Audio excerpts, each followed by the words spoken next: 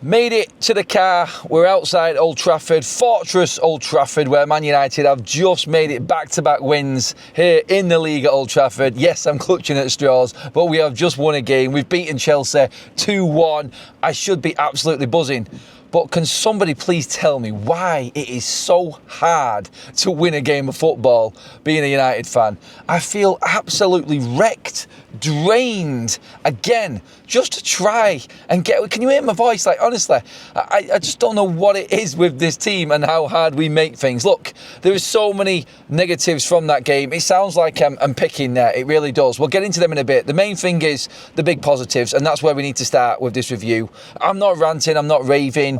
I'm just being real with what's happening right now with Manchester United. We are back into the top half of the table. The result is exactly the same, like I said it would be. And Manchester United have got, like I said, back-to-back wins at home. We've beaten one of the big teams again. We've taken on Arsenal. We've taken on Chelsea. We've taken on Manchester City in our first 5 games of the season. It wasn't easy. We're now a point behind Chelsea. We're a point ahead of Manchester City. And we are literally about 2 points off the top 4. It doesn't seem bad on paper. So why are we, as United fans, walking out of Old Trafford tonight absolutely living on the edge, like literally no fingernails left? And I hate to say this, and I'm going to be completely brutally honest now and just give my full look at what happened there in that game. United don't win that game apart from that first 30 minutes with 10 men that Chelsea had. I just don't think we win it. I don't. Like, the first 30 minutes, we were excellent. Even without Chelsea being down to 10 men, I think United started out well. Our intensity, brilliant little flick on from Sesko to set up Mbumo going through, which brought the red card. And obviously, that was the game changer at that point. It really was. Manchester United should have just gone on from there and buried Chelsea. I tweeted out, let's just go for the throats and kill a game off. Let's wipe out that goal difference that we got last week at Manchester City. And let's just do something that we haven't done here at Old Trafford for bleeding years. Win a big game like this comfortably. Be the old Manchester United. It looks so good. Mbumo, scary. The link up, the intensity.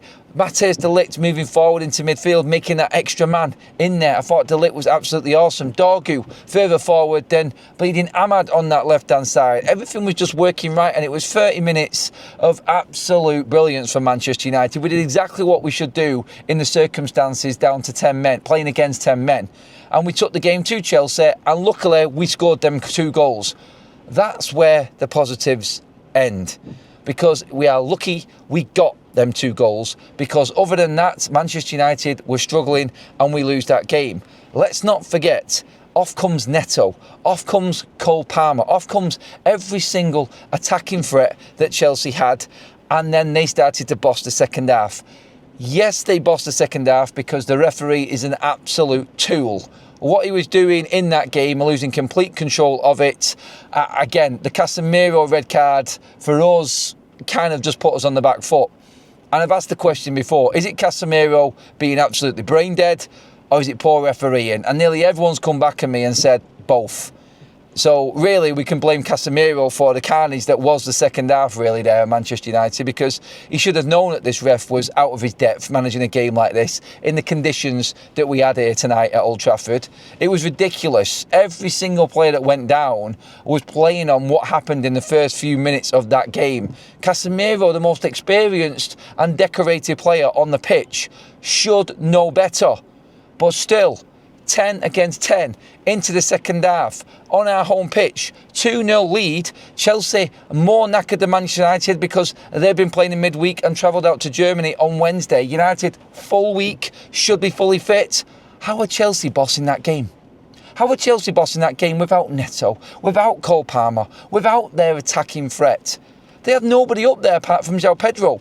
Yet there was only one team going to score in that second half. Apart from that one cameo from Bruno Fernandes where he pulled a good save out of the keeper late into the second half, I don't know what Manchester United did.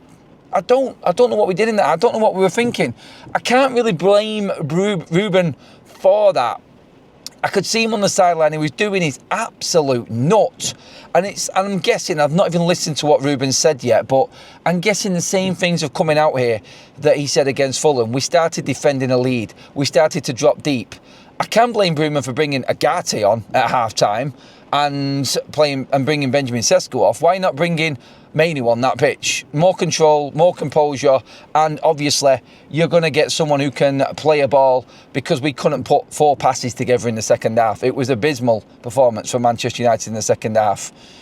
And we started playing like we had Benjamin Sesko still on the pitch in the second half. What was that all about? Why was we going long and pumping it long when we had no target man? Surely, we should have been doing a bit more of that in the first half, because the one time we did do it, Benjamin Sesko flicks the ball on for Mbeumo, and Chelsea are at 2 and 8 all over the pitch, and they get the red card for Sanchez. There's one bit of it. Another time when the ball was pumped up to him, he pumped it off his chest and then dropped it into Ahmad on a brilliant little play from Sesko. That was good. We should have done more of that. We started to do more of it when we brought him off. So that made absolutely no sense whatsoever for Manchester United. I don't know what we were thinking there. I don't know why we decided to just pump the ball long in the second half. I'm convinced Ruben wouldn't have got the players to play like that. I mean, seriously, the mentality again, and we're all celebrating like it's a cup final, we're all celebrating like it's a win. It's a huge win. And that is the positive in this. But the result is the only positive when you look at it this way. And honestly, I'm not being overly negative. I'm just being honest in how I seen that game. We didn't do anything in the second half against a 10-man Chelsea side. Yes, we had 10 men, but we've had a full week to prepare for this game. How are we not fitter than Chelsea? How are we not more at it and more intense than Chelsea in this game? I don't get that.